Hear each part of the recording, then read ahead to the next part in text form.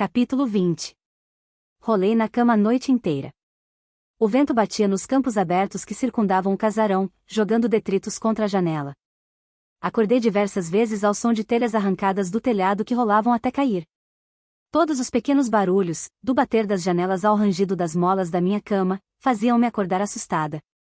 Por volta das 6 horas, desisti. Arrastei-me para fora da cama e percorri o corredor em busca de um banho quente. Depois limpei o quarto, o guarda-roupa andava bem desfalcado e, de fato, enchi 3 vezes o cesto com roupas sujas. Estava subindo a escada com uma nova leva quando ouvi alguém batendo na porta da frente. Abri e encontrei Elliot postado na soleira. Ele estava de jeans, camisa xadrez vintage com as mangas dobradas até o cotovelo, óculos escuros e um boné do Red Sox. Por fora, parecia ser um típico rapaz americano. Mas eu não me deixava enganar, e uma injeção de adrenalina era a confirmação. Nora Gray, disse Elliot em um tom condescendente. Ele se curvou e sorriu, e sentiu o bafo azedo de álcool no hálito dele. Você vem me causando muitos problemas recentemente. O que está fazendo aqui? Ele dirigiu o olhar por trás de mim, examinando a casa. O que você acha que estou fazendo? Quero conversar. Não posso entrar? Minha mãe está dormindo. Não quero acordá-la. Não conheci sua mãe. Havia algo no seu jeito de falar que eriçou os pelos na minha nuca. Desculpe, você precisa de alguma coisa? O sorriso era meio relaxado, meio de escárnio. Você não gosta de mim, não é, Nora Gray? Em resposta, cruzei os braços sobre o peito. Ele cambaleou um passo para trás com a mão apertada contra o coração. Puxa. Eu estou aqui, Nora, em um último esforço para convencê-la de que sou um cara igual aos outros e que você pode confiar em mim. Não me desaponte. Escute, Elliot, tem uns assuntos que eu preciso. Ele deu um soco na casa, batendo com os nós dos dedos contra a parede com força suficiente para soltar algumas lascas de tinta. Eu não acabei. Disse de forma ininteligível e em um tom agitado. De repente, ele jogou a cabeça para trás e riu suavemente. Curvou-se, colocou a mão ensanguentada entre os joelhos e gemeu. Aposto $10 como vou me arrepender disso mais tarde. A presença de Elliot me deixou arrepiada. Lembrei-me de alguns dias antes, quando realmente achava que ele era um sujeito bonito e charmoso. Fiquei pensando por que tinha sido tão idiota. Estava considerando a hipótese de fechar a porta e trancá-la quando Elliot arrancou os óculos escuros, deixando à mostra olhos vermelhos. Pigarreou, e a voz veio clara. Vim aqui porque queria lhe contar que Jules anda sob muita pressão na escola. Provas, assuntos do Grêmio, inscrições para a bolsa, blá blá blá. Ele não está bem.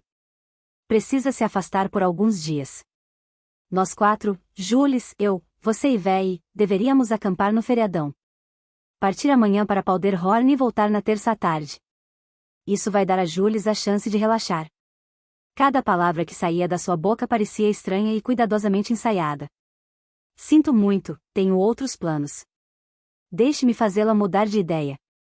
Vou planejar toda a viagem. Arranjo as barracas, a comida. Vou mostrar a você que sou um sujeito legal. Vou fazer você se divertir. Acho que você deve ir embora. Elliot apoiou a mão no batente da porta, inclinando-se na minha direção. Resposta errada. Por um momento fugaz, o estupor embaçado de seus olhos desapareceu, cobertor algo perverso e sinistro. Involuntariamente, dei um passo para trás. Tinha quase certeza de que Elliot era capaz de matar. Tinha quase certeza de que era o culpado pela morte de Kirsten. Saia ou eu chamarei um táxi, disse. Elliot abriu a tela de proteção da porta com tanta força que ela bateu contra a parede. Agarrou a frente do meu roupão e me puxou para fora. Então me jogou contra a parede e me prendeu com seu corpo. Você vai acampar, querendo ou não. Me largue. Exclamei, tentando escapar dele. Ou o quê? O que você vai fazer? Ele me segurou pelos ombros e me lançou de novo contra a casa, meus dentes rangeram. Vou chamar a polícia. Não tinha ideia de como pude dizer aquilo com tanta coragem. Minha respiração estava rápida e curta, minhas mãos, úmidas. Você vai chamar a polícia gritando? Ninguém pode ouvi-la. A única maneira de escapar de mim é jurar que vai acampar. Nora? Elliot e eu nos voltamos para a porta da frente, de onde vinha a voz de minha mãe. Elliot manteve as mãos sobre mim por mais um momento, em seguida fez um som de desagrado e me empurrou para longe. Na metade da descida dos degraus da varanda, ele olhou para trás. Isto ainda não acabou. Corri para dentro e tranquei a porta. Meus olhos começaram a arder. Encostei na porta e me deixei cair, até ficar sentada no tapete da entrada, lutando para não chorar. Minha mãe apareceu no alto da escada, amarrando o roupão na cintura. Nora? O que aconteceu? Quem estava na porta? Pisquei para afastar as lágrimas apressadamente. Era um cara da escola. Não consegui impedir que minha voz tremesse. Ele. Eu já estava em uma bela encrenca por causa do encontro com Pat.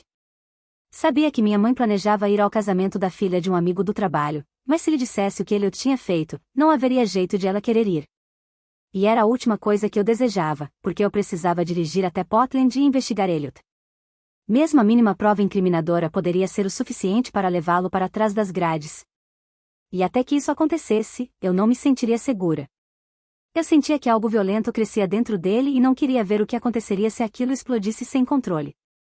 Ele queria as anotações que fiz sobre Hamlet, disse em tom inexpressivo.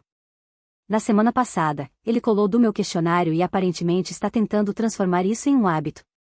Puxa, querida. Ela sentou-se junto de mim, acariciando meu cabelo molhado, que havia ficado gelado desde o banho. Posso entender por que você está tão perturbada. Posso ligar para os pais dele, se quiser. Sacudi a cabeça em negativa.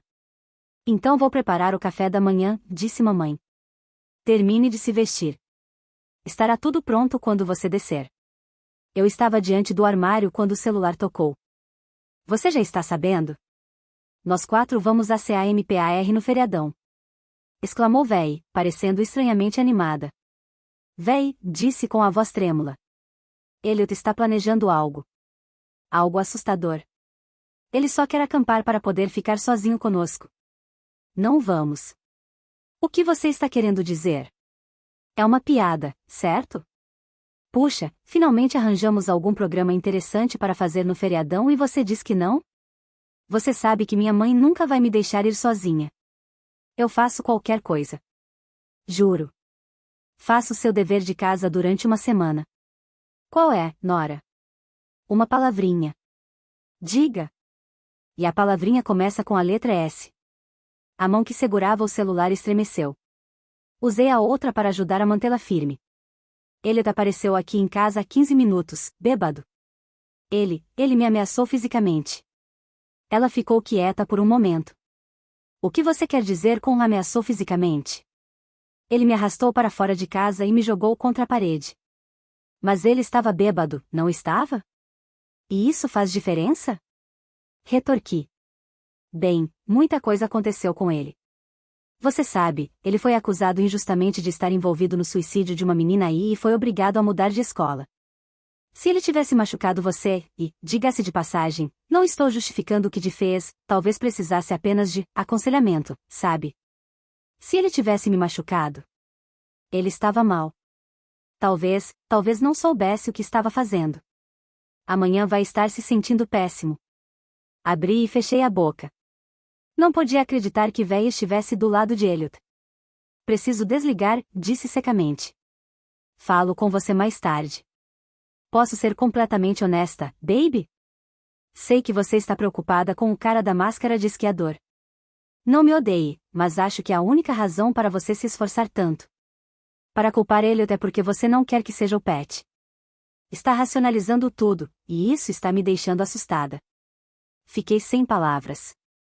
Racionalizando? Pat não apareceu na minha casa esta manhã e me jogou contra a parede. Sabe do que mais? Eu não deveria ter tocado no assunto. Esquece, o ponto K. Ótimo, eu disse em tom duro. Então? O que você vai fazer hoje? Botei a cabeça para fora da porta, tentando ouvir minha mãe. O som do batedor de ovos em uma tigela vinha da cozinha. Parte de mim não via razão para contar qualquer outra coisa a Véi, mas outra parte estava ressentida e querendo briga. Ela queria saber quais eram meus planos? Muito bem. Não era problema meu se ela não gostasse deles. Vou dirigir até Portland assim que minha mãe sair para um casamento em Old Orchard Beach. A cerimônia começava às 4 da tarde. Com a recepção depois, minha mãe não chegaria em casa antes das 9 da noite. O que me dava tempo suficiente para passar o final da tarde em Portland e ainda chegar antes dela. Para falar a verdade, eu estava pensando em pegar o neon emprestado. Não quero que minha mãe veja a quilometragem do carro. Puxa, menina. Você vai espionar Elliot, não vai?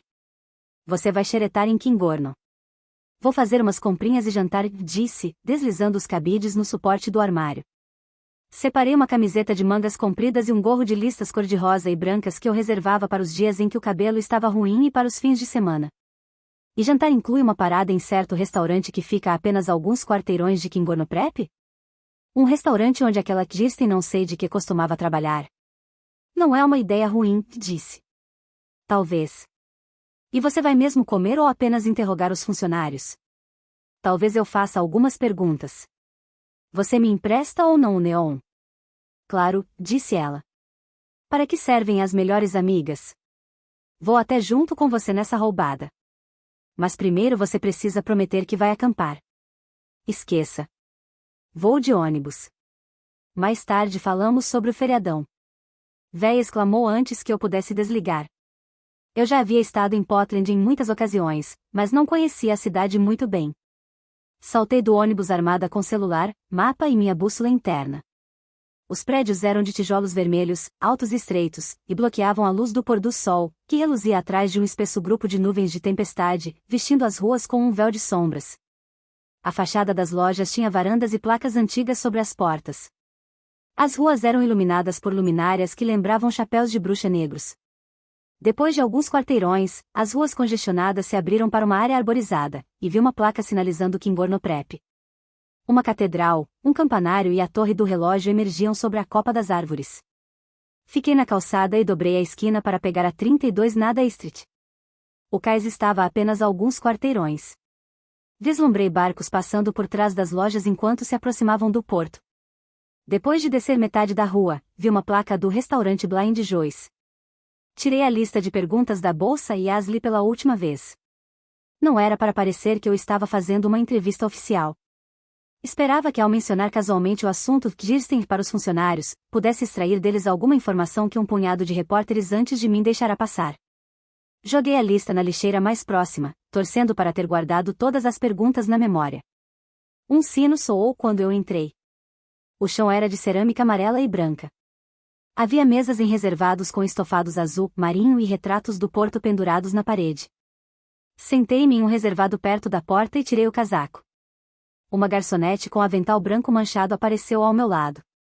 Meu nome é Whitney, disse em tom azedo. Bem-vinda ao Blind Joyce. O especial do dia é o sanduíche de atum. A sopa do dia é o creme de lagosta.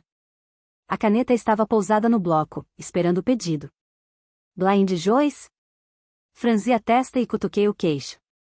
Por que o nome me soa tão familiar? Você não lê jornal? Estivemos nos noticiários por uma semana inteira no mês passado. Os tais 15 minutos. Puxa! Exclamei, como se tivesse entendido tudo subitamente. Eu lembro. Houve um assassinato, não foi? A garota trabalhava aqui? Kirsten Alverson. Ela tamborilou com a caneta, sem paciência. Quer que eu traga logo uma tigela de sopa para começar? Eu não queria tomar creme de lagosta. Para falar a verdade, não estava com fome. Deve ter sido difícil. Vocês duas eram amigas? Caramba, não. Vai fazer o pedido ou não vai? Vou lhe contar um segredinho. Se eu não trabalho, não ganho. Se eu não ganho, não pago o aluguel. Subitamente, desejei que o garçom que estava do outro lado do salão me atendesse. Ele era baixo, careca até a linha das orelhas e com um corpo que lembrava os palitos de dente no paliteiro na ponta da mesa. Os olhos nunca se elevavam a mais de 1 metro do chão. Por mais patético que pudesse parecer depois, bastaria um sorriso simpático meu para fazer com que ele me contasse tudo sobre a vida de Kirsten. Sinto muito, disse para Whitney. Não consigo parar de pensar naquele assassinato. Claro que vocês já estão cansados disso. Devem ter aparecido muitos repórteres fazendo perguntas. Ela me lançou um olhar penetrante. Vai precisar de mais alguns minutos para examinar o menu? Pessoalmente, acho que repórteres são irritantes. Ela se curvou, apoiando uma das mãos no tampo da mesa. Acho irritantes fregueses que demoram demais a decidir. Soltei um suspiro silencioso e abri o menu. O que você recomenda? Tudo é bom. Pergunte ao meu namorado. Ela deu um sorriso tenso. Ele é o cozinheiro. E por falar em namorados, a Kirsten tinha namorado? Aproveitei bem a deixa, pensei comigo mesma. Diga o que você quer, ordenou Whitney. Você é da polícia? É advogada? Repórter? Apenas uma cidadã preocupada. A frase pareceu uma pergunta. Certo, muito bem. Vou dizer uma coisa. Peça um milkshake, batatas fritas, hambúrguer grande, uma tigela de sopa e me dê uma gorjeta de 25%. Aí eu conto para você o que eu falei para todo mundo. Avaliei minhas opções, mesada ou respostas. Fechado. Kirsten começou a andar com aquele garoto, Elliot Saunders. Aquele dos jornais. Ele estava aqui o tempo inteiro. Acompanhava ela de volta para o apartamento no final do turno. Você chegou a falar com Elliot? Eu não. Acha que Kirsten cometeu suicídio? Como vou saber? Li no jornal que encontraram um bilhete no apartamento dela, mas também havia sinais de arrombamento. E daí? Você não acha isso um pouco estranho? Se você quer saber se eu acho que Elliot poderia ter deixado o bilhete no apartamento, é claro que eu acho. Um garoto rico daqueles pode se livrar de qualquer coisa. Provavelmente contratou alguém para deixar o bilhete lá. É como funciona quando se tem dinheiro. Não acho que Elliot tenha muito dinheiro. Minha impressão sempre foi de que Tullis era o rico. Véi nunca parava de delirar com a casa dele. Acho que ele estudava em Kingor no prep como bolsista. Bolsista? Ela repetiu com um rosnado. O que você andou bebendo? Se Elliot não fosse montado na grana, como ele teria comprado o apartamento para Kirsten? Responda. Lutei para não demonstrar surpresa. Ele comprou um apartamento para ela? Kirsten não parava de falar naquilo e me deixava louca. Por que ele compraria um apartamento para ela? Whitney me encarou, com as mãos nos quadris. Diga para mim que você não é burra de verdade. Ah? Privacidade. Intimidade. Captei. Eu falei. Você sabe por que Elliot saiu de Kingorno? Não sabia disso. Examinei mentalmente as respostas dela e as perguntas que ainda queria fazer, tentando recuperá-las na memória. Ele encontrou amigos aqui? Alguma pessoa além de Kirsten? Como posso me lembrar disso? Revirou os olhos. Pareço uma daquelas pessoas com memória fotográfica? Um cara bem alto. Alto mesmo. Cabelo comprido, louro, boa pinta, roupa sob medida. Ela roeu uma unha quebrada com os dentes da frente e deixou que caísse dentro do bolso do avental. Sim, eu me lembro desse cara. Difícil de esquecer. Todo mal-humorado e silencioso. Veio uma ou duas vezes. Foi há pouco tempo. Talvez na época em que Kirsten morreu. Lembro porque estávamos servindo sanduíches de carne seca para comemorar o dia de São Patrício e não consegui convencê-lo a pedir um. Só ficou olhando feio para mim, como se fosse atravessar a mesa e cortar minha garganta se eu continuasse ali lendo a lista dos pratos do dia. Mas acho que me lembro de um papo entre eles. Não é que eu seja enxerida, mas tenho ouvidos. Às vezes a gente não consegue deixar de ouvir as conversas. Da última vez que o cara alto veio aqui com Elliot, eles ficaram curvados sobre uma mesa, falando de uma prova. Uma prova da escola? Como vou saber? Pelo que parecia, o cara alto não tinha passado numa prova, e Elliot não estava feliz com isso. Jogou a cadeira para o lado e saiu batendo a porta. Nem terminou de comer o sanduíche. Eles mencionaram Kirsten? O cara alto entrou primeiro e perguntou se Kirsten estava trabalhando. Eu disse que não estava e ele pegou o celular. 10 minutos depois, Elliot entrou. Kirsten sempre atendia a mesa de Elliot, mas, como eu disse, ela não estava trabalhando, então fiquei com a mesa deles. Se falaram sobre Kirsten, eu não ouvi. Mas me pareceu que o cara alto não a queria por perto. Você se lembra de mais algum detalhe? Depende. Você vai pedir sobremesa? Acho que vou querer uma fatia de torta. Torta? Eu estou lhe dando 5 minutos de meu precioso tempo e tudo o que você pede é torta. Acha que eu não tenho nada melhor para fazer do que jogar conversa fora com você? Olhei o salão em volta. Estava vazio. Eu era a única cliente além de um homem debruçado sobre um jornal no balcão. Tudo bem, examinei o menu. Você vai querer um refresco de framboesa para acompanhar a torta. Ela rabiscou no bloco. E café para arrematar a refeição. Mais rabiscos. Não posso esperar a hora de somar a gorjeta a este valor. Ela me alfinetou com um sorriso presunçoso, guardou o bloco no avental e rebolou de volta para a cozinha.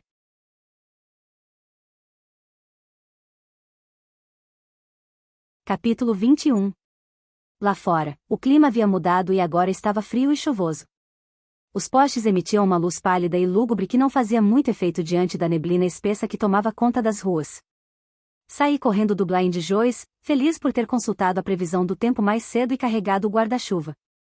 Enquanto passava diante da vitrine das lojas, vi multidões reunidas nos bares. Eu estava a alguns quarteirões do ponto de ônibus quando aquela sensação gelada desceu pela minha nuca. Havia sentido aquilo na noite em que tive certeza de que alguém ficará espionando pela minha janela, no Delphi Seaport novamente antes de Véi sair da Victoria's Secret usando meu casaco. Abaixei-me, fingindo amarrar os sapatos e observei à minha volta disfarçadamente.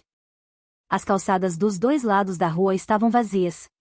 O sinal de pedestres abriu, e atravessei a rua. Andando mais rápido, coloquei a bolsa debaixo do braço e torci para que o ônibus não atrasasse. Cortei caminho por um beco atrás de um bar, passei por um punhado de fumantes e saí na outra rua. Andando rápido a rua acima, entrei em outro beco e dei a volta no quarteirão. Verificava se estava sendo seguida a cada segundo. Ouvi o ronco do ônibus, e logo em seguida ele virou a esquina, aparecendo no meio da neblina. Diminuiu a velocidade até se aproximar da calçada e eu entrei, rumo à minha casa. Eu era a única passageira. Depois de escolher um assento algumas fileiras atrás do motorista, escorreguei no banco para não ser vista. Ele puxou a alavanca para fechar a porta e o ônibus ganhou a rua. Eu estava a ponto de soltar um suspiro de alívio quando recebi urna mensagem de texto de véi. Onde você tá? Portland, respondi. E você? Eu TB. Festa com Jules e Elliot. Vamos nos encontrar. O que você está fazendo em Portland? Não esperei pela resposta. Liguei. Falar era mais rápido. E era urgente. Bem? O que me diz? Perguntou véi. Está com disposição de encarar uma festa? Sua mãe sabe que você está em uma festa em Portland com dois caras? Você está começando a parecer neurótica, querida. Não posso acreditar que você veio para Portland com Elliot. Um pensamento desanimador me passou pela cabeça. Ele sabe que você está comigo ao telefone? Para poder ir até aí matar você? Não, sinto muito. Ele e Jules foram correndo pegar alguma coisa em Kingorno. Estou sozinha, relaxando. Bem que eu precisava de uma acompanhante. Ei! Véi gritou ao fundo, tire as mãos daí? TIRE, Nora. Não estou exatamente no melhor lugar da cidade. O tempo urde. Onde você está? Peraí. Tudo bem, o prédio do outro lado da rua tem o número 1727. A rua é Igesmith, tenho quase certeza. Chegarei aí o mais rápido possível. Mas não vou ficar. Vou para casa e você vai comigo. Pare o ônibus. Gritei para o motorista. Ele pisou no freio. Fui jogada contra o assento à minha frente.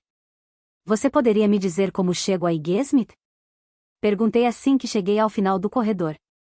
Ele apontou para fora da janela do lado direito do ônibus. É a oeste daqui. Você planeja ir a pé?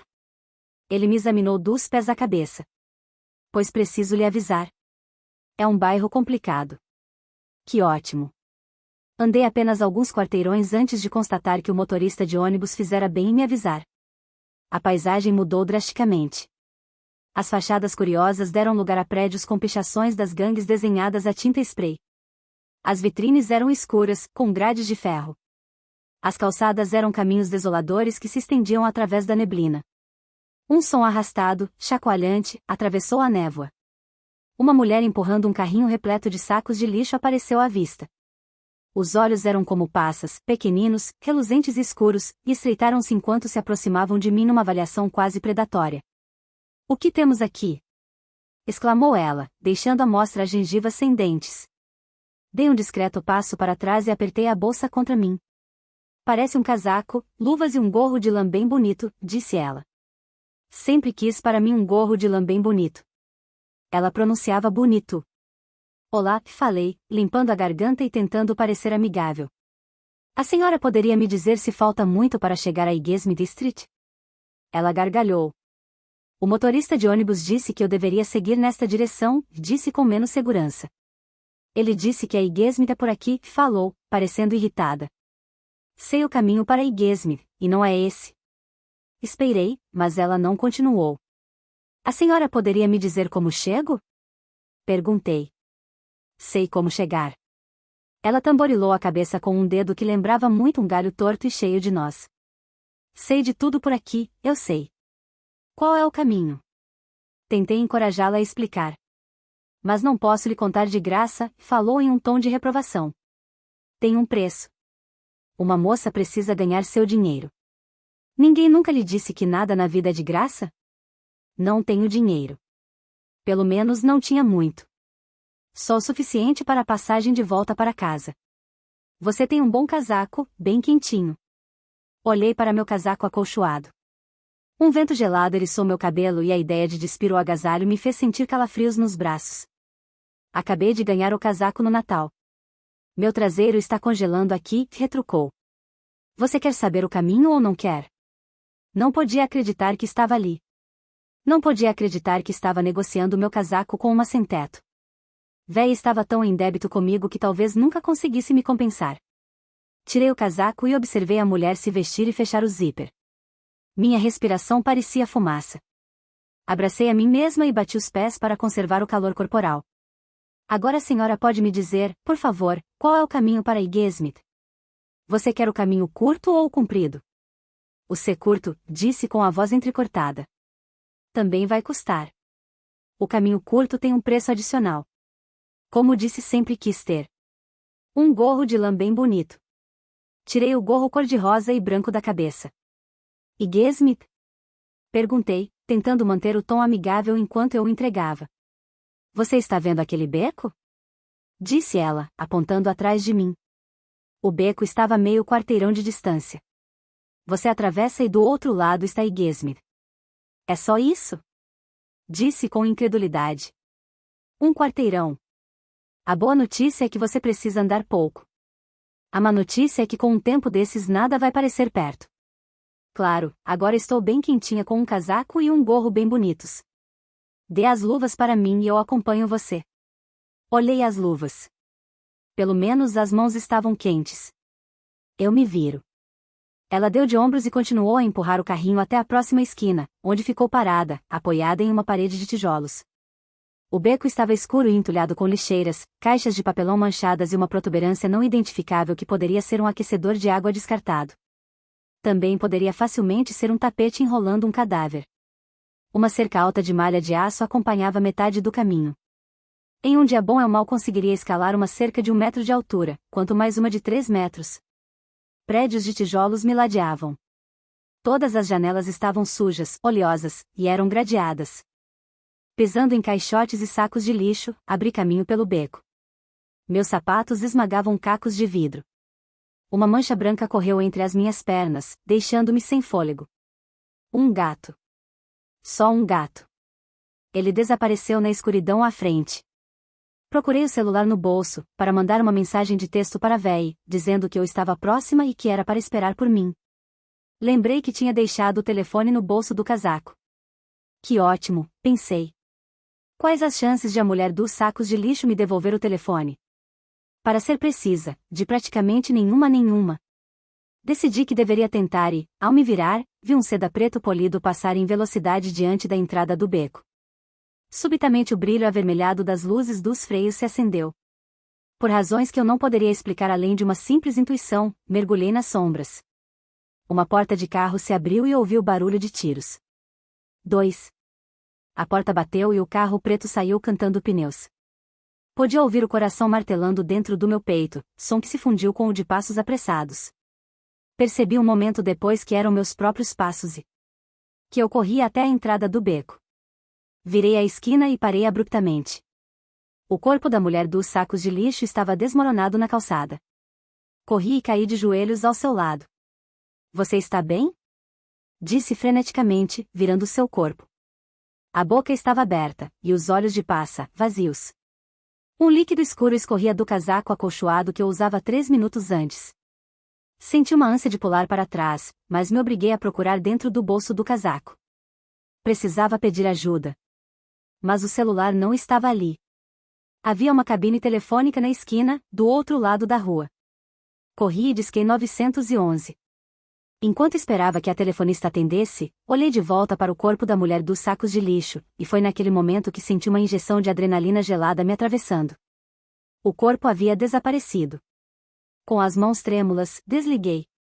O som de passos que se aproximavam ecoou em meus ouvidos, mas não podia dizer se estavam perto ou distantes. Toque, toque, toque. Ele está aqui, pensei. O cara da máscara de esquiador. Joguei umas moedas no aparelho e agarrei o fone com as 2 mãos. Tentei me lembrar do número do celular de Pat. Fechando os olhos com força, visualizei os 7 algarismos que ele escrevera com tinta vermelha em minha mão no dia em que nos conhecemos.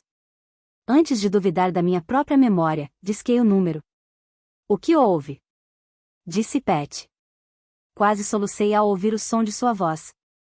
Eu podia ouvir o estalar das bolas de sinuca colidindo na mesa, ao fundo, e sabia que ele estava no fliperama do Bo. Ele poderia estar ali em 15, talvez 20 minutos. Sou eu. Não ousava falar mais alto do que um sussurro. Nora? Estou em Pepotland. Na esquina das ruas em Penshire e Nantucket. Você pode vir me pegar? É urgente. Eu estava encolhida no chão da cabine telefônica, contando silenciosamente até 100, tentando permanecer calma, quando um Jeep Commander preto se aproximou lentamente da calçada. Pat abriu a porta da cabine e agachou-se. Ele despiu o que usava por cima, com uma camisa preta de mangas compridas, ficando com outra também preta. Colocou a gola da camiseta sobre minha cabeça e um momento depois enfiou meus braços nas mangas. A camisa me engolia, as mangas penduradas bem abaixo da ponta dos meus dedos. Senti a combinação dos cheiros de tabaco, de água salgada e de sabonete de hortelã. Algo naquela mistura preenchia com um sentimento de segurança os vazios que eu carregava dentro de mim. Vou levá-la até o carro, disse Pat. Ele me levantou. Envolvi o pescoço dele com meus braços e escondi meu rosto em seu peito. Acho que vou vomitar. As palavras soavam vacilantes, assim como Pat. Preciso dos comprimidos de ferro. Psiu, disse ele, apertando-me contra si. Tudo vai ficar bem. Estou aqui. Consegui dar um pequeno aceno com a cabeça. Vamos dar o fora daqui. Outro aceno. Precisamos encontrar Véi, falei. Ela está em uma festa a um quarteirão daqui. Enquanto Pat dobrava a esquina com o jipe, ouvi o som dos meus dentes batendo dentro da boca. Nunca na vida estivera tão assustada. Ver a mulher sem teto morta me fez pensar no meu pai. Minha vista estava tingida de vermelho e, por mais que eu tentasse, não conseguia eliminar a imagem do sangue. Você estava no meio de um jogo de sinuca? Perguntei, lembrando do som das bolas colidindo ao fundo durante nossa breve conversa telefônica. Eu estava ganhando um apartamento em um condomínio. Um apartamento? Em um daqueles condomínios elegantes no lago. Eu teria odiado o lugar. Estamos na Igesmith. Você tem um número? Não consigo me lembrar, disse, erguendo-me para poder olhar melhor pelas janelas. Todos os prédios pareciam abandonados. Não havia sinal de festa. Não havia sinal de vida. Ponto final. Você está com o celular? Perguntei a ele. Ele tirou um BlackBerry do bolso. A bateria está fraca. Não sei se você vai conseguir completar a chamada. Mandei uma mensagem de texto para Véi. Onde está você? Mudança de planos, ela respondeu, acho que não conseguiram encontrar o que procuravam. Vamos para casa. A tela ficou negra. Apagou, disse para Pat. Você tem um carregador? Não está comigo. Véi está voltando para Coldwater. Você poderia me deixar na casa dela? Minutos depois estávamos na estrada costeira, dirigindo bem ao lado de um penhasco sobre o oceano. Eu já havia passado por ali antes, e quando o sol batia na água o resultado era um azul meio acinzentado, com manchas verde escuras onde as árvores refletiam. Era noite, e o oceano parecia um veneno negro e liso. Você vai me contar o que aconteceu? Perguntou Pat. O júri ainda não havia decidido o veredito. Eu não tinha certeza se deveria contar algo para Pat. Eu poderia dizer que a mulher dos sacos de lixo tinha levado tiros logo depois de ter me feito dar a ela meu casaco. Eu poderia dizer que achava que a bala era para mim. Então poderia tentar explicar que o corpo da mulher dos sacos havia desaparecido misteriosamente. Lembrei-me do olhar enfurecido do detetive Basso quando lhe disse que alguém entrará em meu quarto. Eu não estava com vontade de ganhar olhares nem de me tornar motivo de piada novamente. Não com Pat. Não naquele momento. Eu me perdi e a mulher dos sacos me encurralou, disse eu. Ela me fez tirar o casaco. Sequei o nariz com as costas da mão e funguei. Também ficou com meu gorro. O que você estava fazendo ali? Perguntou Pat. Ia encontrar com Véi em uma festa. Estávamos na metade do caminho entre Portland e Coldwater, em um pedaço de estrada coberto de vegetação e despovoado, quando subitamente uma fumaça vazou do capô do jipe. Pat freou, parando o carro na beira da estrada. Fique aí, disse ele, saindo do carro. Abrindo o capô do jipe, ele desapareceu de vista. Um minuto depois, ele fechou o capô. Esfregando as mãos nas calças, aproximou-se de minha janela, gesticulando para que eu a abrisse. Más notícias. É o motor. Tentei parecer bem informada e inteligente, mas tinha a impressão de que minha expressão estava vazia. Pat ergueu a sobrancelha e disse. Que descanse em paz. Não vai andar? Só se a gente empurrá-lo. De todos os carros do mundo, ele tinha de ganhar um carro bichado. Onde está o seu celular? Perguntou. Eu perdi. Ele abriu um sorriso. Deixe eu adivinhar. Estava no bolso do casaco. A mulher dos sacos de lixo se deu bem, não foi? Ele examinou o horizonte. Duas opções. Podemos pegar uma carona ou andar até a próxima saída e encontrar um telefone. Saltei do carro, batendo com força a porta atrás de mim. Chutei o pneu dianteiro do jipe. Sabia que estava usando a raiva para mascarar o medo que sentirá naquele dia. Logo que estivesse completamente sozinha, cairia em prantos. Acho que tem um motel na próxima saída. Você chamar um táxi, eu disse com os dentes batendo mais forte. VV você espera aqui com o jipe. Ele abriu um leve sorriso, mas não parecia estar se divertindo. Não vou deixar você sozinha. Está parecendo um pouco perturbada, anjo. Vamos juntos. Cruzando os braços, encarei ele de frente. De tênis, meus olhos ficavam na altura dos ombros dele. Fui obrigada a inclinar o pescoço para trás para olhá-lo nos olhos. Não vou a nenhum lugar que lembre um motel com você. Era melhor parecer firme, para diminuir a probabilidade de mudar de ideia. Você acha que a combinação de nós dois e um motel sórdido seria perigosa? Para falar a verdade, acho. Pat se apoiou no jipe. Podemos ficar aqui e discutir o assunto. Ele estreitou os olhos na direção do céu turbulento. Mas essa tempestade está prestes a ganhar mais força. Como se a mãe natureza quisesse dar sua contribuição para o veredito, o céu se abriu, e uma combinação densa de chuva e neve começou a desabar. Lancei o olhar mais frio que pude para Pat e dei um suspiro zangado. Como sempre, ele tinha razão.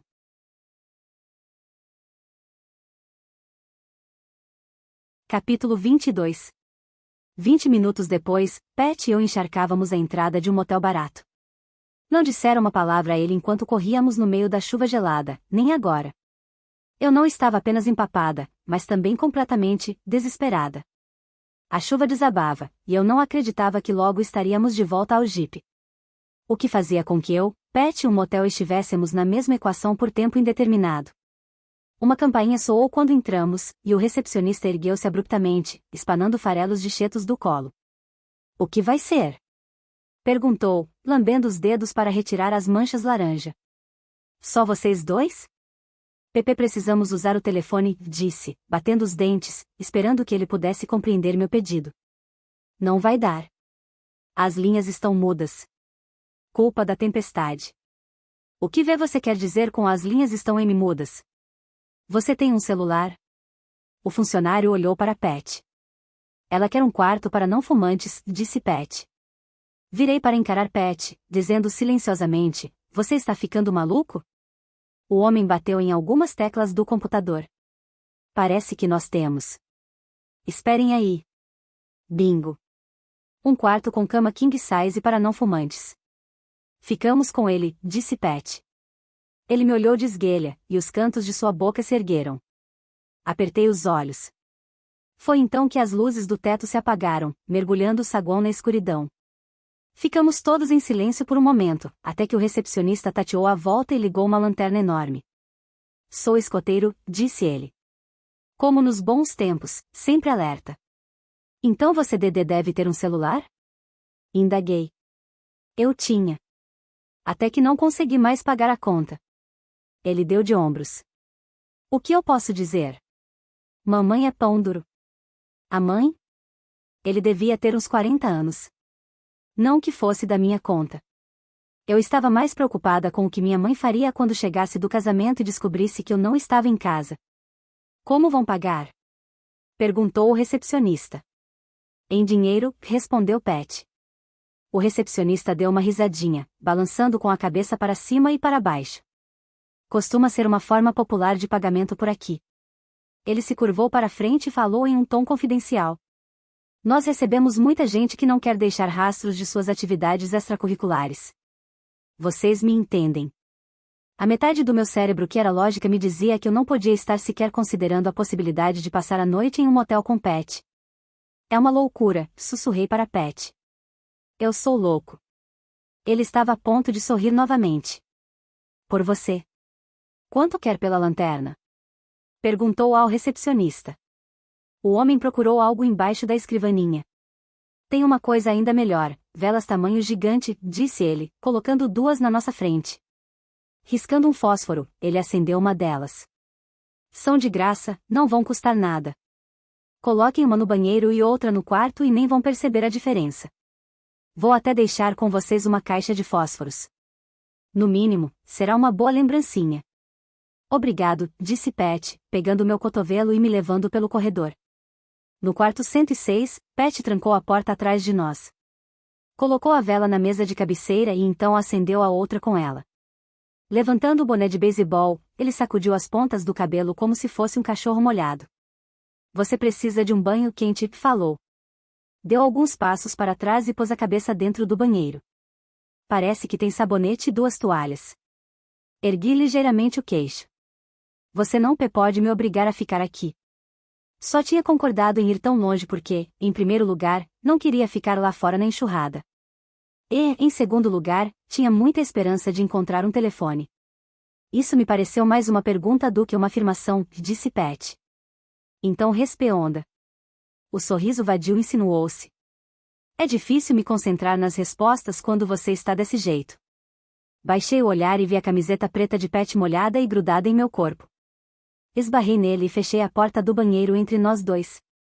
Abri a torneira de água quente até estar quase escaldante e tirei a camisa de Pat e minhas roupas. Um fio de cabelo negro e comprido estava preso na parede do chuveiro. Usei papel higiênico para capturá-lo e jogá-lo na privada. Então entrei atrás da cortina do chuveiro, observando minha pele ficar vermelha com o calor.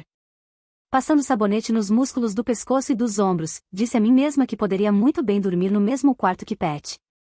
Não era o arranjo mais inteligente, nem o mais seguro, mas eu cuidaria pessoalmente para que nada acontecesse. Além disso, eu não tinha escolha, certo? A metade imprudente do meu cérebro riu de mim. Eu sabia o que estava pensando. Anteriormente, eu me sentira atraída por Pat como se houvesse um misterioso campo de força entre nós. Agora eu me sentia atraída por algo completamente diferente. Alguma sensação que causava muito calor. Seria inevitável um contato naquela noite. Em uma escala de 1 a 10, aquilo era um 8 no quesito medo.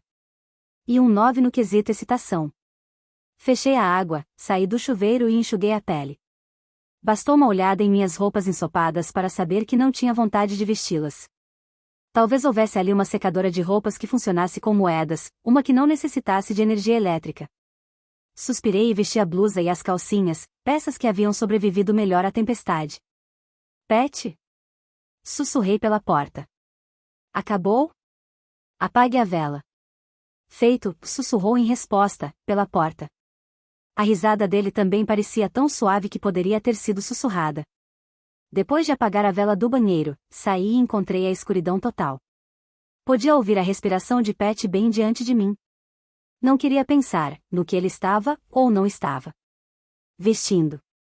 Sacudi a cabeça para afastar a imagem que se formava na minha mente. Minhas roupas estão ensopadas. Não tenho nada para vestir, e eu disse. Ouvi o som de tecidos molhados deslizando do corpo dele como se fossem um rodo. Sou um cara de sorte. A camisa aterrissou formando uma pilha úmida aos nossos pés. Que situação embaraçosa, reclamei. Eu podia sentir o sorriso dele. Ele estava perto, perto demais. Você deveria tomar um banho, exclamei. Agora. Estou cheirando tão mal? Para falar a verdade, ele cheirava bem demais. O odor de tabaco havia desaparecido, o de hortelã parecia mais intenso. Pat desapareceu no banheiro. Tornou a acender a vela e manteve a porta encostada, deixando uma réstea de luz se espalhar pelo chão até a parede. Deslizei parede abaixo, até estar sentada no chão, e então apoiei a cabeça contra a parede. Honestamente, eu não podia passar a noite ali. Precisava ir para casa. Era errado ficar ali sozinha com Pat, por mais que eu jurasse ser prudente. Eu devia notificar a polícia a respeito do corpo da mulher dos sacos de lixo. Devia mesmo? Como eu faria isso, com um corpo desaparecido? Que loucura! E era essa direção aterradora que meus pensamentos começavam a tomar, de qualquer forma. Sem querer insistir na ideia de loucura, concentrei-me no ponto original. Eu não podia ficar ali sabendo que Véi estava com Elliot, em perigo, enquanto eu continuava em segurança. Depois de pensar por um momento, decidi que precisava reorganizar aquela opinião. Segurança era uma questão de ponto de vista. Enquanto Pat estivesse por perto, eu estava longe do perigo, mas isso não queria dizer que eu achasse que ele agiria como se fosse meu anjo da guarda. Naquele momento desejei não ter me lembrado daquela história de anjo da guarda. Recorri ao meu poder de persuasão e bani todos os pensamentos sobre anjos da guarda, caídos e de todos os tipos, da minha cabeça. Disse para mim mesma que provavelmente estava mesmo ficando maluca. Que eu soubesse, tivera alucinações sobre a morte da mulher dos sacos. E alucinações sobre as cicatrizes de Pat. A água parou de cair, e um momento depois Pat apareceu vestindo apenas a calça desensopada, que pendia bem abaixo da linha da cintura. Deixou a vela do banheiro acesa e a porta aberta. Uma cor suave cintilava no quarto. Bastou uma olhada para eu perceber que Pat passava muitas horas correndo e levantando pesos. Não era possível ter um corpo tão definido sem muito suor nem exercícios. De repente me senti um tanto constrangida. Para não dizer flácida. Que lado da cama você prefere? Ele perguntou. Ah! Um sorriso astuto de raposa. Está nervosa? Não, disse com tanta segurança quanto seria possível naquelas circunstâncias. E as circunstâncias eram que eu estava mentindo descaradamente. Você não sabe mentir, disse ele, ainda sorridente. É a pior mentirosa que eu já vi. Pus as mãos nos quadris, querendo dizer como assim? Venha cá, disse ele, levantando-me. Senti que a promessa que fizera antes a mim mesma de resistir começava a se desfazer. Tão perto de Pat, em 10 segundos minhas defesas se reduziriam a frangalhos. Um espelho estava pendurado na parede atrás dele, e olhando sobre seu ombro eu via as cicatrizes em forma de V de cabeça para baixo marcando sua pele com um traço negro. Todo o meu corpo enrijeceu. Pisquei, para tentar fazer as cicatrizes desaparecerem, mas elas estavam ali de verdade. Sem pensar, deslizei minhas mãos pelo peito dele e contornei as costas. A ponta de um dedo esbarrou na cicatriz à direita. Pat ficou tenso com meu toque. Congelei. A ponta do meu dedo estremeceu sobre a cicatriz. Precisei de um momento para perceber que não era meu dedo que se movia. Era eu. Eu inteira. Fui sugada por um redemoinho suave e turvo, e tudo escureceu.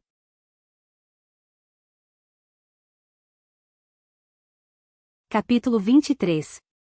Eu estava no andar de baixo do fliperama do Bo com as costas para a parede, observando diversos jogos de sinuca. As janelas haviam sido cobertas com tábuas, e eu não conseguia dizer se era dia ou noite. A vez de Steve Nick saía pelas caixas de som, cantando uma canção sobre um pombo de asas brancas e as dores de se estar à beira dos 17 anos. Ninguém pareceu surpreso com a minha súbita aparição. Então lembrei que não estava vestindo nada além de uma blusa e calcinhas. Não sou tão vaidosa, mas ficar no meio de uma multidão composta inteiramente por membros do sexo oposto praticamente pelada e não ter ninguém olhando para mim? Alguma coisa estava esquisita. Belisquei a mim mesma. Estava perfeitamente viva até onde podia conferir. Abanei a mão para afastar a nuvem de fumaça de charuto e avistei Pat do outro lado do salão. Ele estava sentado em uma mesa de pôquer, jogado para trás, segurando uma série de cartas junto ao peito. Atravessei o salão descalça, com os braços cruzados no peito, tomando cuidado para me manter coberta. Podemos conversar? Sibilei no ouvido dele. Havia algo estranho na minha voz. O que era compreensível, pois eu não tinha a mínima ideia de como fora parar no fliperama. Em um momento eu estava no motel, no outro estava ali. Pat juntou uma pequena pilha de fichas e a colocou sobre a pilha que estava no centro da mesa. Que tal agora? Disse eu. É um tanto urgente. Calei-me quando meu olhar esbarrou no calendário na parede. Era de 8 meses antes. Mostrava agosto do ano anterior. Um pouco antes de eu começar o segundo ano do ensino médio. Meses antes de conhecer Pat. Disse para mim mesma que aquilo era um erro, que a pessoa encarregada de arrancar as folhas andava atrasada, mas ao mesmo tempo considerei rapidamente, contrariada, a possibilidade de o calendário estar certo. Eu é que não estava. Arrastei uma cadeira da mesa ao lado e me sentei perto de Pat. Ele está com um 5 de espadas, um 9 de espadas, um as de copas. Parei ao perceber que ninguém prestava atenção. Não, não era isso. Ninguém estava me vendo. Passos ressoaram nos degraus do outro lado do salão, e o mesmo caixa que ameaçara me jogar na rua na primeira vez em que eu fui ali apareceu no pé da escada. Tem alguém lá em cima que quer dar uma palavra com você, que falou para Pat. Pat ergueu as sobrancelhas, transmitindo uma pergunta silenciosa. Ela não quis dizer o nome, respondeu o caixa, como se desculpasse. Perguntei algumas vezes.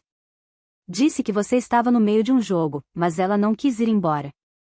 Posso expulsá-la, se quiser. Não, peça para ela descer.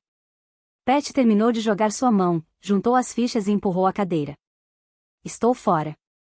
Caminhou até a mesa de sinuca mais próxima da escada, na qual se recostou, e deslizou as mãos para dentro dos bolsos. Eu o segui enquanto atravessava o salão. Estalei os dedos diante de seu rosto. Chutei suas botas.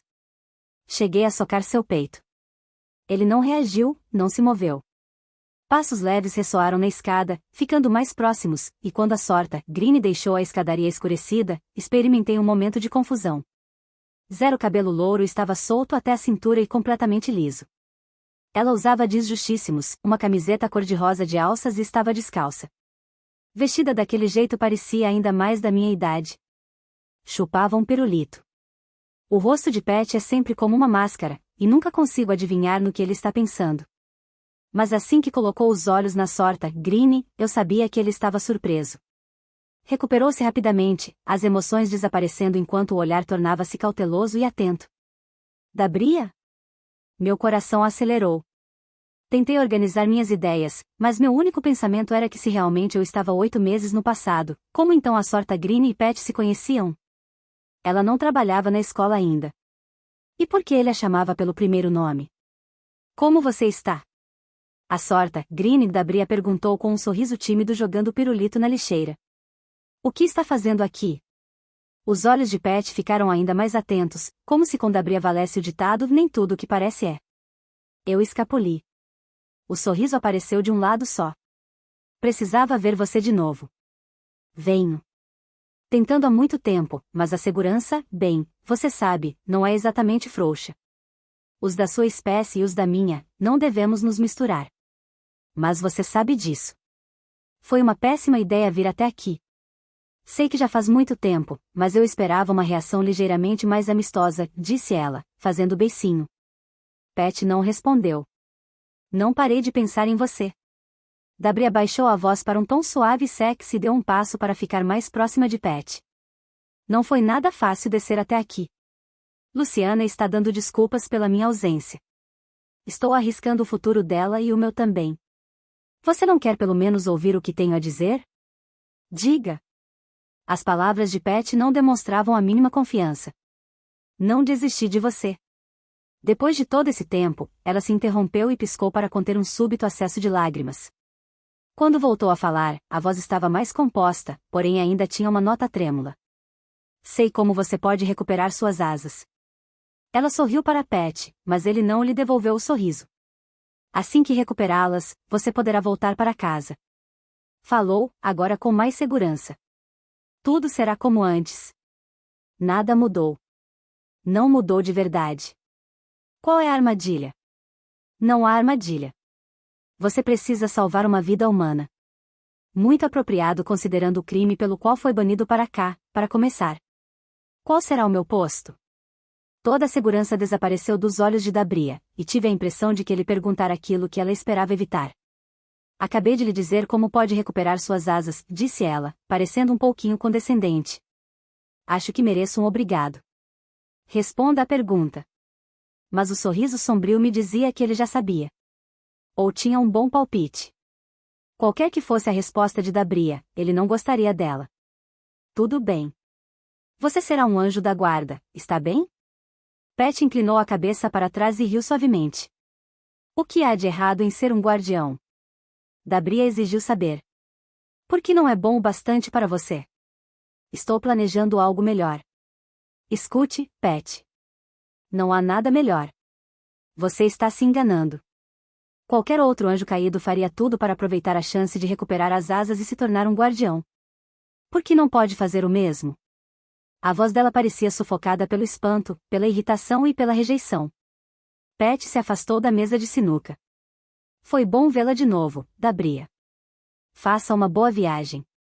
Inesperadamente, ela enfiou os dedos na camiseta dele, puxou-o para perto e o beijou com força na boca.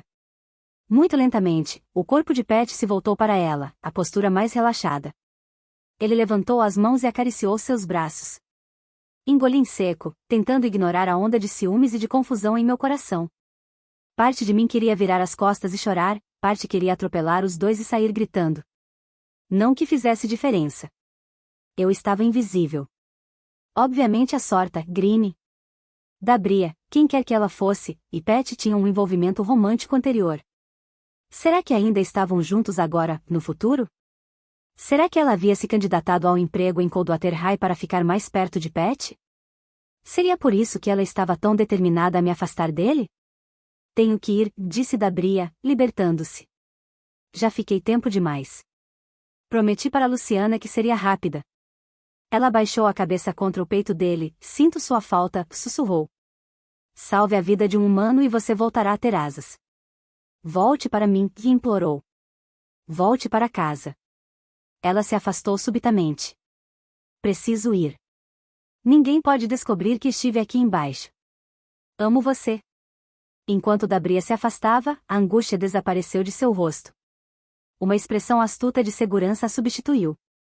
Era o rosto de alguém que havia blefado com uma composição de cartas bem complicada. Sem aviso, Pat agarrou-a pelo pulso. Agora me conte por que mesmo você veio até aqui, que exclamou. Estremeci diante de um que sombrio no tom de voz de Pat. Para um estranho, ele pareceria perfeitamente calmo. Mas era evidente para qualquer pessoa que o conhecesse minimamente. O olhar dele dizia a Dabria que ela havia ultrapassado os limites e que o melhor para ela seria recuar, naquele instante. Pat a conduziu até o bar. Colocou-a em um dos bancos e deslizou para outro ao lado. Ocupei um ao lado de Pat, abaixando-me para ouvi-lo sem que a música atrapalhasse. O que você está querendo dizer? O que estou fazendo aqui? Gaguejou Dabria. Eu lhe disse. Você está mentindo.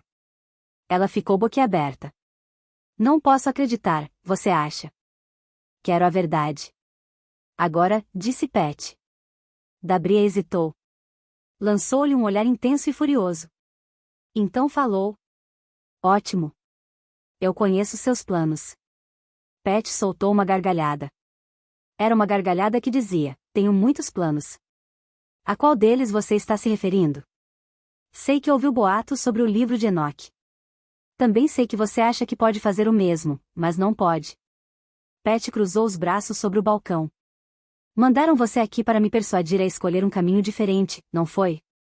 Um sorriso despontou em seu olhar.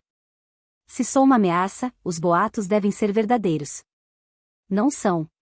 São apenas boatos. Se aconteceu uma vez, pode acontecer de novo. Nunca aconteceu. Você sequer se deu o trabalho de ler o livro de Enoque antes da queda? Desafiou. Sabe exatamente o que diz, palavra santa por palavra santa? Talvez você possa me emprestar um exemplar, isso é blasfêmia. Você está proibido de ler, gritou. Você traiu todos os anjos do céu quando caiu. Quantos deles sabem o que estou procurando? Perguntou. Que tipo de ameaça eu represento? Ela sacudiu a cabeça de um lado para o outro. Não posso dizer. Já falei mais do que devia. Vão tentar me impedir?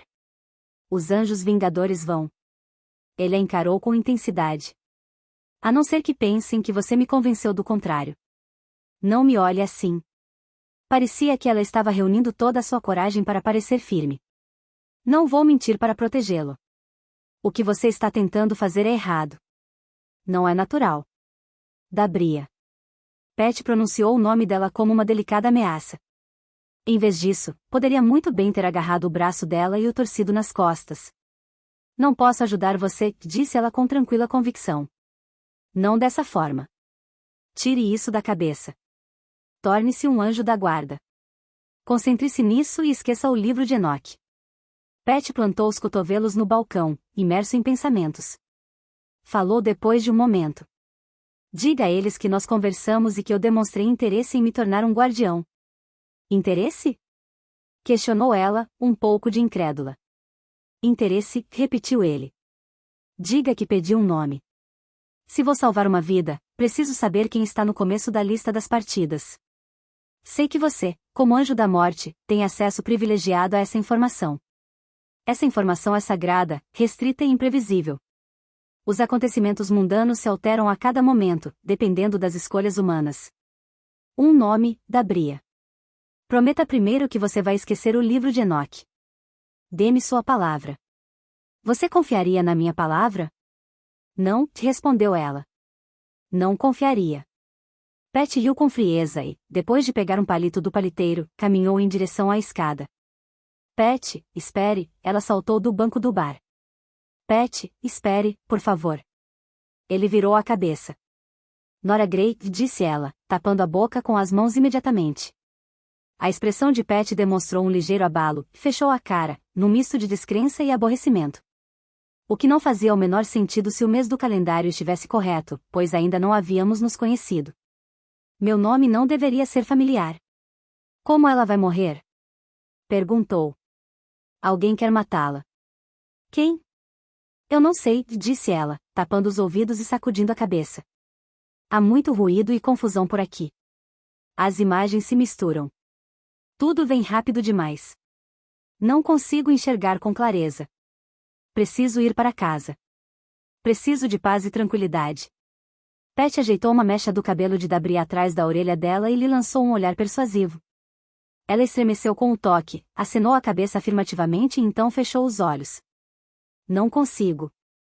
Não vejo nada. É inútil. Quem quer matar Nora Grey? Insistiu Pat. Espere, eu a vejo, disse Dabria. A voz dela ficou angustiada. Há uma sombra atrás dela. É ele. Ele a segue. Ela não o vê, mas ele está bem ali. Por que ela não o vê? Por que ela não corre? Não consigo ver o rosto dele, está na sombra. Os olhos de Dabria se arregalaram. De repente, ela respirou fundo. Quem é? Perguntou Pat. Dabria pousou as mãos sobre a boca. Tremia quando levantou os olhos para encontrar os de Pat. É você, sussurrou. Meu dedo deixou a cicatriz de Pat e a ligação se desfez. Precisei de um momento para me refazer e Pat me pegou desprevenida, atirando-me na cama no instante seguinte. Ele prendeu meus punhos sobre a minha cabeça. Não deveria ter feito isso. Havia uma raiva controlada no rosto, sombrio e intenso. O que você viu? Levantei o joelho e chutei as costelas dele. Você, me solte. Ele prendeu meus quadris com as pernas, imobilizando-me.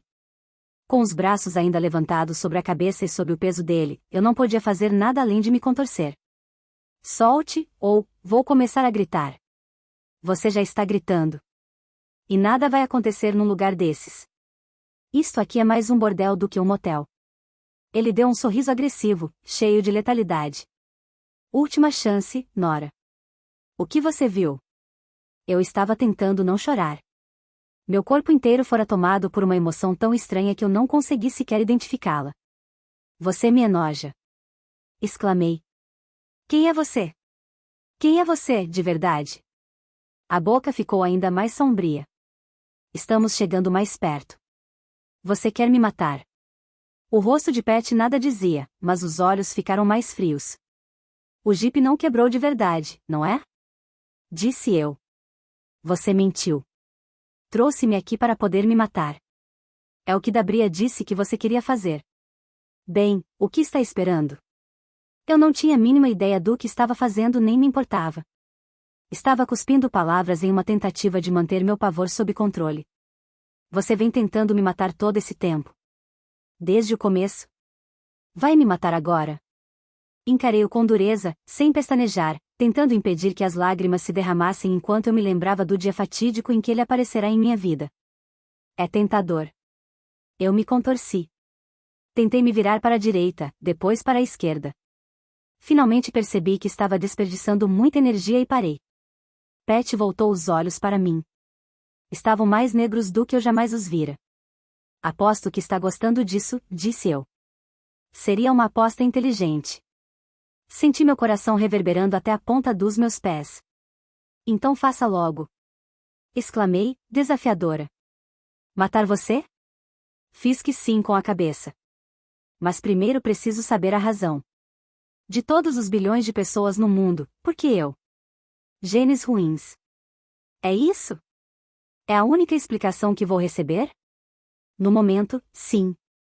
O que isso quer dizer? Minha voz se elevou novamente. Só vou saber o restante da história depois que você perder o controle e me matar? Não preciso disso para matá-la. Se quisesse sua morte há 5 minutos, você teria morrido há 5 minutos. Engoli em seco diante dessa informação não muito animadora. Ele passou o polegar em minha marca de nascença.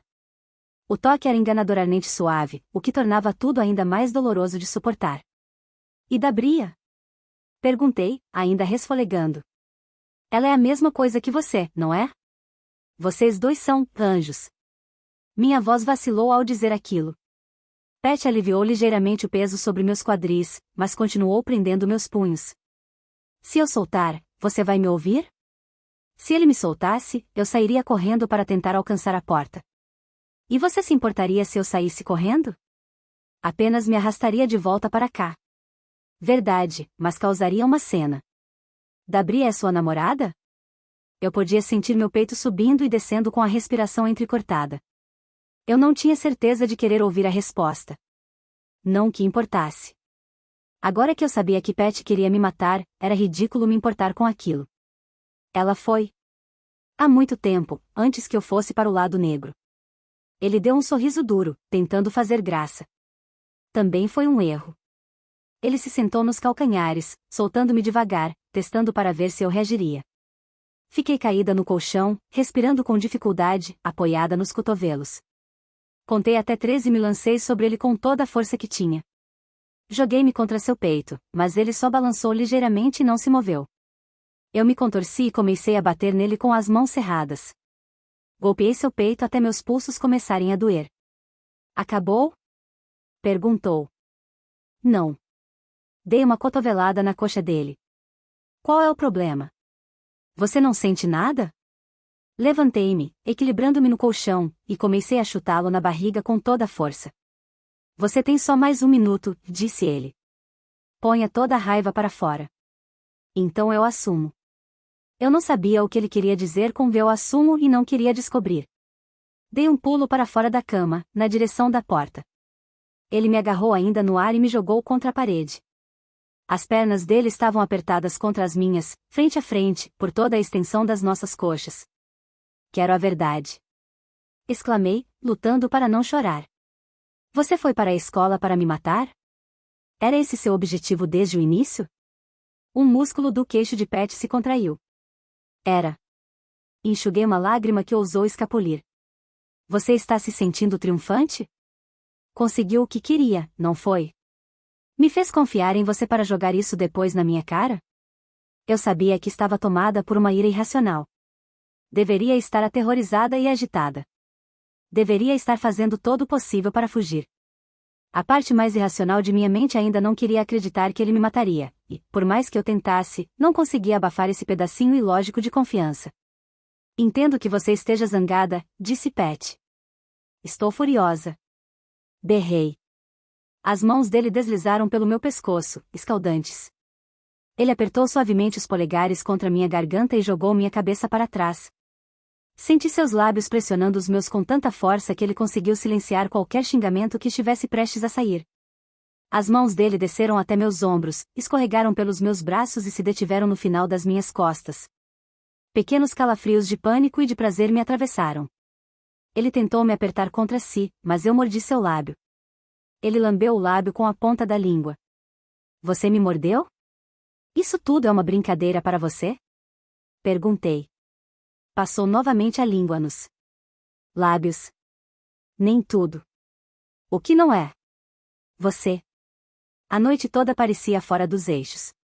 Era difícil confrontar alguém tão indiferente quanto Pat. Não, ele não era indiferente. Era perfeitamente controlado. Até a última célula de seu corpo. Ouvi uma voz dentro da minha cabeça. Relaxe. Confie em mim. Minha nossa, exclamei com uma explosão de lucidez. Você está fazendo aquilo de novo, não é? Confundindo minha cabeça. Lembrei o artigo que encontrara na internet ao procurar por anjos caídos no Google. Você pode colocar mais do que palavras em minha mente, não é? Pode colocar imagens muito realistas, lá dentro. Ele não negou. O arcanjo. Eu finalmente compreendia. Você tentou me matar naquela noite, não foi? Mas algo deu errado. Depois você me fez pensar que o celular estava sem bateria para que eu não ligasse para a véi. Você estava planejando me matar durante a viagem para casa?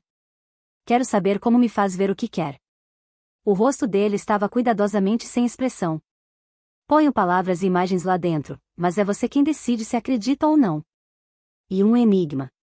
As imagens se sobrepõem à realidade, e você precisa decidir o que é real. Esse é um poder especial de anjo? Ele balançou a cabeça. Poder de anjo caído. Nenhum outro tipo de anjo invadiria sua privacidade, embora pudesse. Porque os outros anjos eram bons. E Pat não era. Pat apoiou as mãos contra a parede atrás de mim, uma de cada lado da minha cabeça. Coloquei na cabeça do técnico a ideia de mudar a disposição dos lugares porque precisava ficar perto de você. Fiz você acreditar que tinha despencado do arcanjo porque queria matá-la, mas não consegui ir adiante. Quase fiz isso, mas parei. Em vez disso, resolvi assustada. Então fiz com que você pensasse que seu celular estava sem bateria, porque queria lhe dar uma carona para casa. Quando entrei em sua casa, peguei uma faca. Queria matá-la naquele momento, a voz dele se suavizou. Você me fez mudar de ideia. Respirei fundo. Não compreendo. Quando contei que meu pai tinha sido assassinado, você pareceu lamentar sinceramente. Quando você conheceu minha mãe, foi gentil. Gentil, repetiu Pat. Vamos manter isso entre nós. Minha cabeça girava cada vez mais rápido. Podia sentir uma pulsação nas têmporas. Já havia sentido esse pânico, essa aceleração do coração antes. Precisava dos meus comprimidos de ferro. Era isso, ou então Pat estava me fazendo acreditar que precisava deles. Ergui o queixo e apertei os olhos. Saia da minha cabeça. Agora. Não estou na sua cabeça, Nora. Curvei-me para frente, apoiando as mãos nos joelhos, inspirando com força. Você está. Eu sinto. É isso que vai fazer? Me sufocar? Estalos suaves ecoavam em meus ouvidos, e manchas negras apareceram diante dos meus olhos. Tentei encher os pulmões, mas era como se o ar tivesse desaparecido. O mundo perdeu o foco. Pat saiu do meu campo visual. Apoiei a mão na parede para me equilibrar. Quanto mais eu tentava inspirar, mais apertada ficava minha garganta. Pat avançou na minha direção, mas joguei a mão para frente. Afaste-se. Ele apoiou um ombro na parede e me encarou, com a boca apertada em preocupação. Afaste-se de mim. Balbuciei. Ele não se afastou. Não consigo respirar. Disse engasgada, agarrando a parede com uma das mãos e a garganta com a outra. De repente, Pat me levantou e me carregou até a cadeira do outro lado do quarto. Coloque a cabeça entre os joelhos, disse, empurrando minha cabeça para baixo. Abaixei a cabeça, respirando rapidamente, tentando forçar o ar para dentro dos pulmões. Muito lentamente, senti o oxigênio de volta ao meu corpo. Está melhor?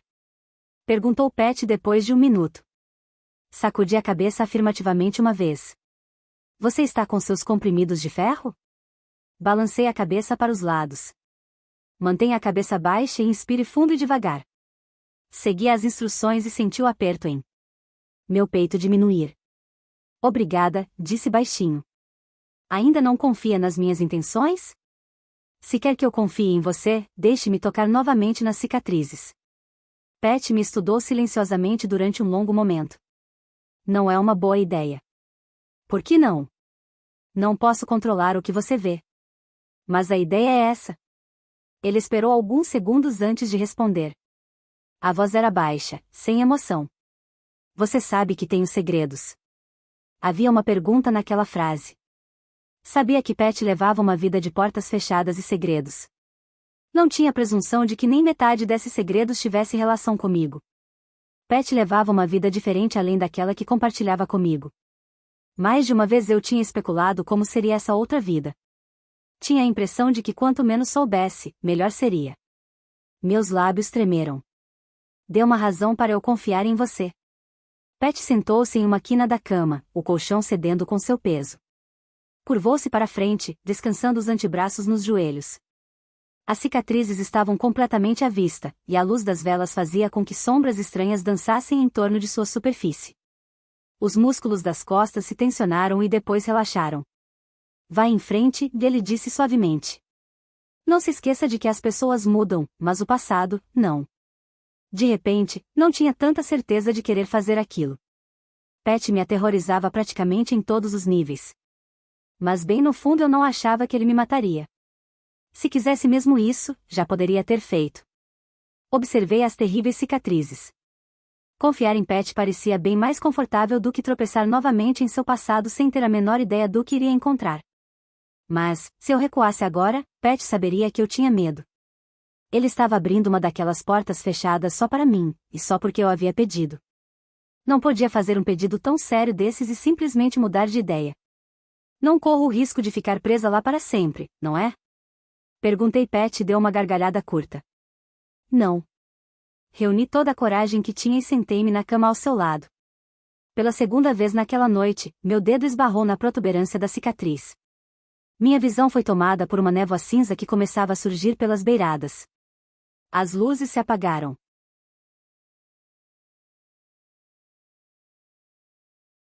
Capítulo 24. Eu estava deitada de costas. Minha blusa absorvia a umidade, a grama roçava a pele desnuda dos meus braços. A lua acima não era mais do que uma fatia fina, um sorriso caído na lateral. Além do estrondo de trovões distantes, tudo mais estava quieto. Pisquei várias vezes seguidas, apressando meus olhos a se adaptarem à pouca luz. Quando virei a cabeça para o lado, um arranjo simétrico de galhos curvos despontando do meio da grama apareceu diante dos meus olhos. Muito lentamente, levantei-me. Não conseguia tirar os olhos das duas órbitas negras que me encaravam sobre os gravetos recurvados. Minha mente se esforçou para reconhecer a viagem familiar. Em seguida, depois de um terrível momento de reconhecimento, eu entendi. Estava ao lado de um esqueleto humano. Engatinhei para trás até chegar a uma cerca de ferro. Tentei entender como havia parado ali, naquela situação, e pensei em minha última lembrança.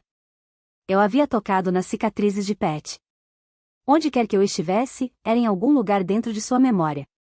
Uma voz masculina vagamente familiar atravessou a escuridão cantando uma música em voz baixa. Virei-me na direção dele e vi um labirinto de lápides espalhadas como peças de dominó no meio da neblina. Pat estava agachado sobre uma delas.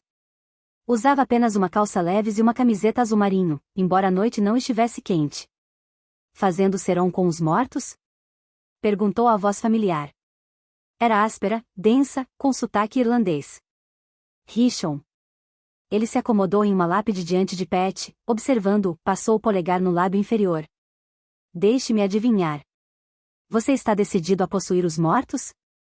Não sei, não, disse ele, balançando a cabeça. Ver-me saindo das órbitas. E de outros orifícios. Talvez isso seja ir longe demais. É por isso que continuo perto de você, Rishon. Você sempre vê o lado bom. Esta noite começa Shechan, disse Rishon. O que você está fazendo aqui no cemitério? Estou pensando. Pensando? É um processo no qual uso o cérebro para tomar decisões racionais. Os cantos da boca de Rishon se contraíram para baixo. Estou começando a me preocupar com você. Vamos. Hora de sair. Shaun Seilangiais e Barnabé nos aguardam. A lua muda à meia-noite. Confesso que estou de olho em uma gatinha da cidade. Ele soltou uma espécie de miado. Sei que você gosta de ruivas, mas eu prefiro as louras e, assim que arranjar um corpo, pretendo resolver um assunto pendente com uma loura que andou dando em cima de mim recentemente. Como Pat não se mexeu, Rishon falou. Você está maluco? Precisamos ir. O juramento de lealdade de Shaunsei. Não está lembrado? Que tal essa? Você é um anjo caído. Nada pode sentir. Quer dizer, até hoje à noite. As próximas 2 semanas serão um presente de Shaunsei para você. Um presente entregue de má vontade, aliás, ele acrescentou com um sorriso cúmplice. Pat olhou Rishon pelo canto do olho. O que você sabe sobre o livro de Enoque? Mais ou menos o mesmo que todo anjo caído sabe, praticamente nada. Contaram-me uma história do livro de Enoque. Sobre um anjo caído que se transforma em humano. Rishon dobrou-se de rir. Perdeu a cabeça, companheiro. Ele juntou a beirada das palmas das mãos, imitando um livro aberto. O livro de Enoque é um conto de fadas. Dos bons, pelo que parece. Mandou você direto para o país dos sonhos. Eu quero um corpo humano. Você ficaria melhor com 2 semanas no corpo de um nefilim. Metade de um humano é melhor do que nada. Shaunsei não pode desfazer o que foi feito. Ele fez um juramento e deve obedecer. Como no ano passado, e no ano anterior. 2 semanas não são suficientes. Eu quero ser humano. Permanentemente. Os olhos de Pat penetraram em Rishon, desafiando-o a rir de novo. Rishon passou as mãos nos cabelos. O livro de Enoque é um conto de fadas. Somos anjos caídos, e não humanos. Nunca fomos humanos, nunca seremos. Final da história. Agora pare de perder tempo e me ajude a descobrir o caminho para Potland.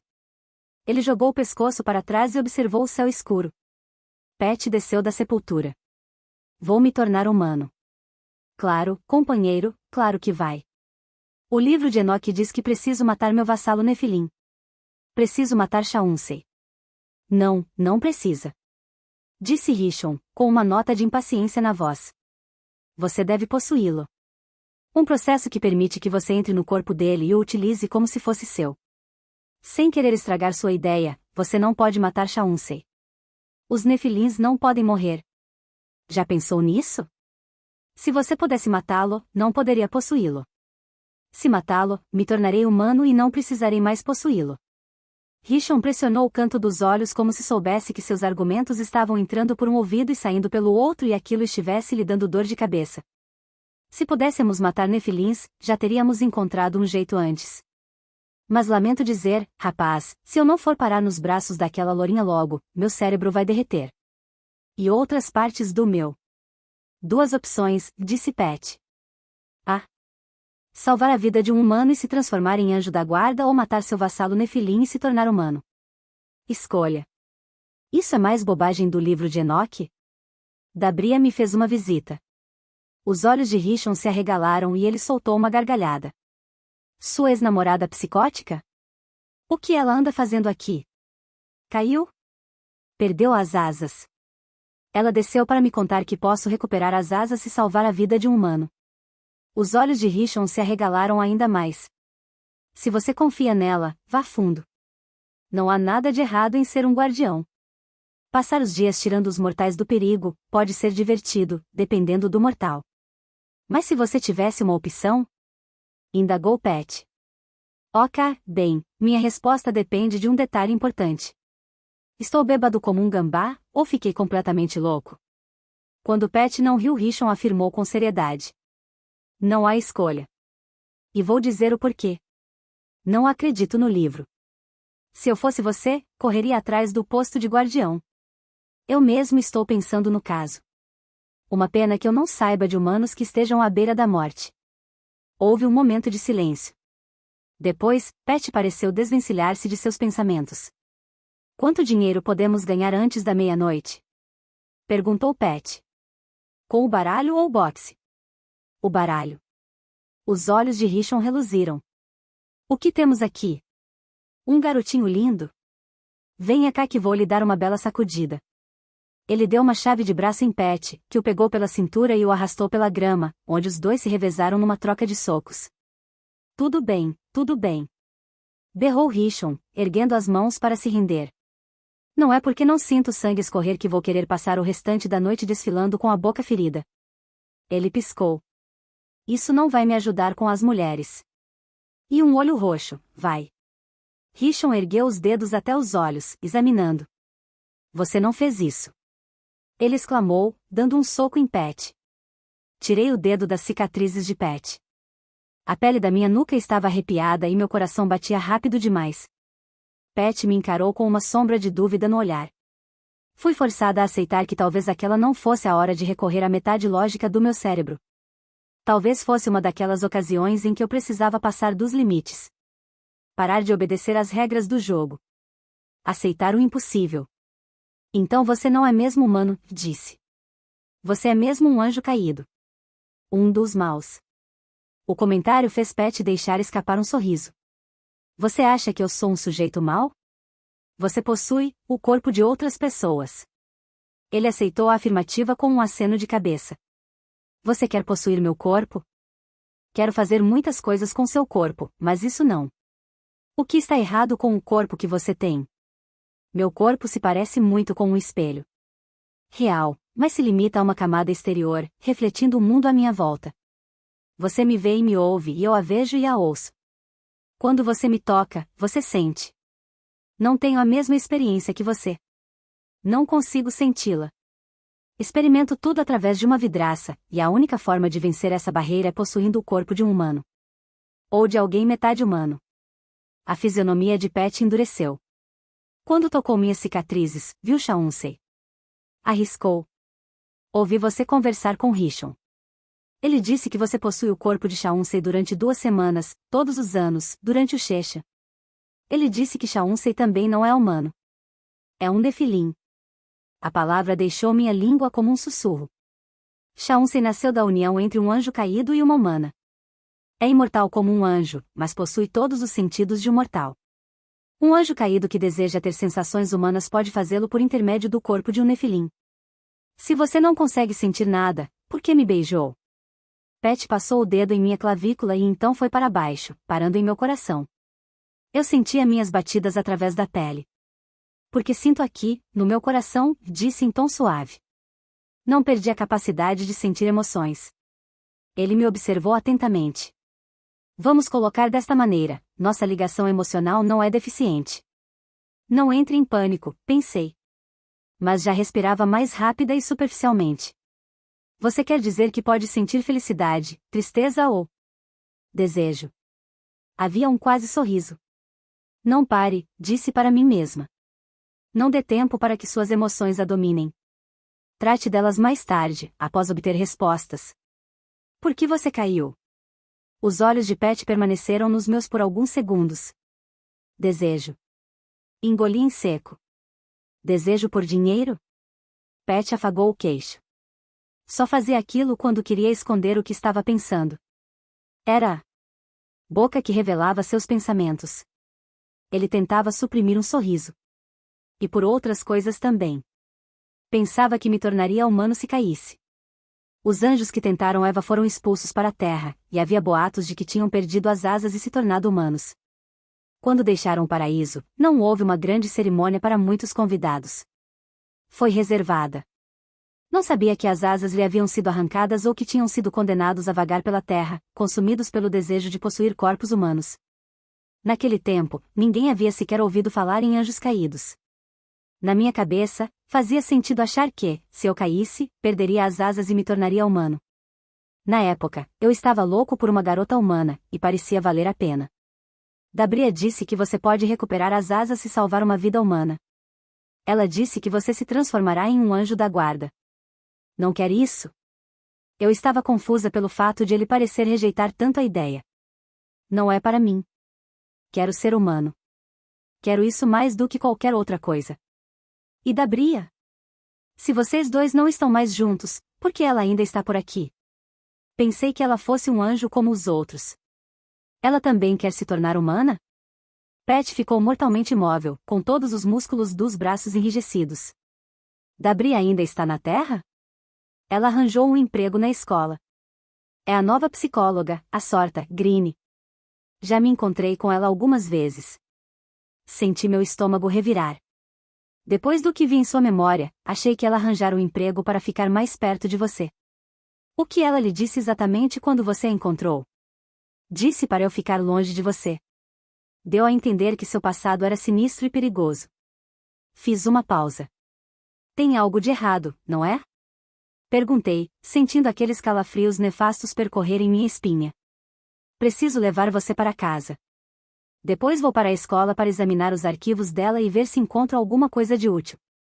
Vou me sentir melhor se souber o que ela está planejando. Pat tirou os lençóis da cama. Enrolese neles. Disse, entregando-me uma trouxa de lençóis secos. Minha cabeça se esforçava para juntar os fragmentos de informação. De repente, minha boca ficou seca e grudenta. Ela tem sentimentos mal resolvidos por você. Talvez me queira fora de cena. Nossos olhares se encontraram. Isso já passou pela minha cabeça, disse Pat. Um pensamento perturbador e aterrorizante estivera martelando em minha mente nos últimos minutos, tentando chamar minha atenção. Agora ele praticamente gritava, dizendo-me que Dabria poderia ser o cara com a máscara de esquiador. Durante todo o tempo, pensei que a pessoa que eu havia atropelado com o neon fosse um homem, assim como Véi pensava ter sido atacada por um homem. Àquela altura, não descartava a possibilidade de Dabria ter enganado nós duas. Depois de uma ida ao banheiro, Pat apareceu vestido com a camiseta molhada. Vou pegar o jipe, disse ele. Vou parar na saída dos fundos em 20 minutos. Até lá, fique no motel.